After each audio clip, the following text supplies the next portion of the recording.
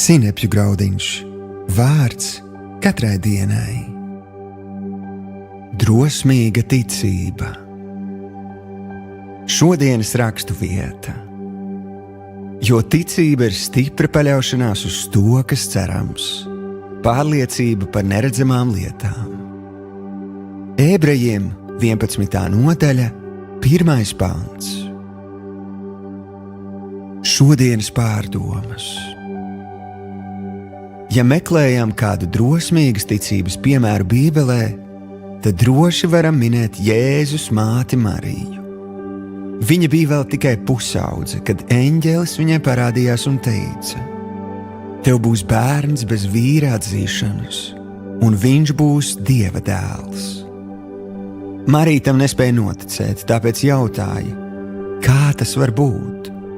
Bet eņģelis atbildēja: Tā kunga gars nāks pār tevi, un tu tapsi grūta.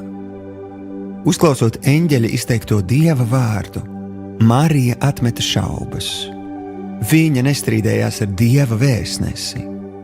Marija vienkārši teica: Redzi, es esmu tā kunga kalpone, lai notiek ar mani pēc tava vārda. Mans draugs, ja vēlies aktivizēt Dieva svētības plānu tavā dzīvē, apņemies šodien rīkoties kā Marija.